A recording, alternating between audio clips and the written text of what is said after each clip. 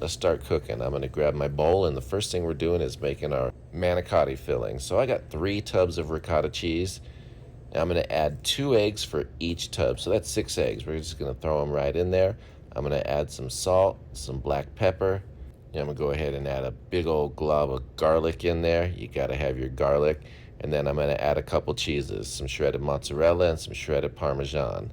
That's good. Now we'll add the spinach. We're doing a spinach and cheese manicotti today, guys. So I'm just going to give this a little julienne, kind of rough chop, throw it right in there.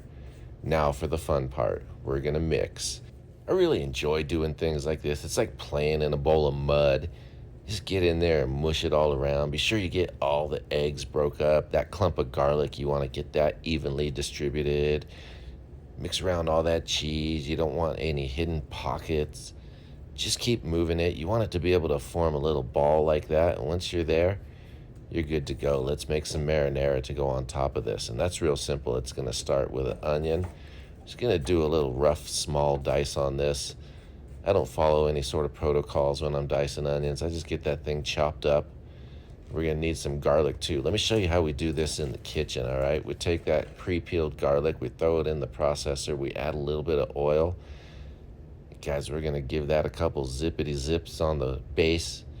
It's going to get all pureed for us. So let that mix around, let it get chopped up. And don't forget to get in there and scrape down the walls. Throw the lid back on. A couple more zippity zips. Let it puree up. And that's good. You got your garlic. That's ready. Throw that in a container. You can use that for a couple different things. It's going to work great for our marinara though. So we start cooking. Little olive oil goes in the pan. I'm going to throw my onions down there. Give those a quick saute. Just let them soften for a minute. Then I'm going to make a little well right in the center. And I'm going to put a scoop of that garlic right in there. And I don't want to burn this garlic, guys. Be careful and stir it around. Keep it moving. Just want to take the rawness off of that.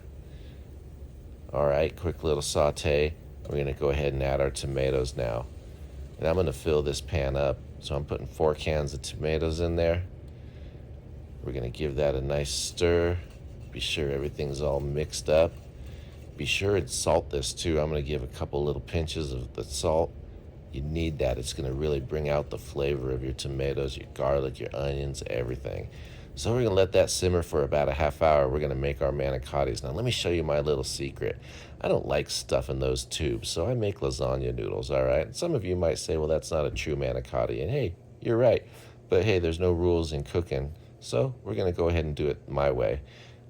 I like to just put a big glop of cheese right on there. We just roll this thing up. You can put a lot or a little depending how fat you want these, but look at that.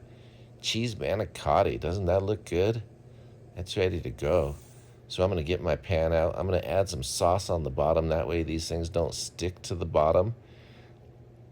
Move it around. Get full coverage. We're going to go ahead and just start throwing those manicottis in there. Guys, get them layered in. Look at that. Whole tray of manicottis. This seriously only took me 15 minutes from start to finish to roll all those things up. It is not a hard thing to do. Way easier than stuffing the tubes. Sometimes those things will break up on you and everything. So I put a little sauce on top, and now I'm shredding some cheese. We're going to go next with the cheese. That's going to be the final coverage. I'm not going super heavy, although that was a 1-pound block. So we're throwing a pound of cheese on top. Sounds like a lot, but really it's not. Get another good coverage on there. And I got my oven at about 375. I'm going to start out with this thing covered. A little bit of foil, seal up the edges, and that's going to go in for about 40 minutes.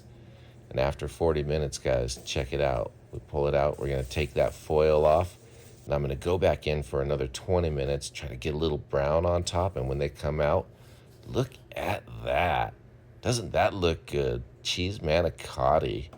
That is so ready to be served, man. Just cut up around the edges. Get yourself a big old spatula and pull that thing out of the pan. You are good to go. Guys, I got in there and this was absolutely amazing. I know the girls enjoyed it. What a treat. Thanks for watching. Cheers, everyone.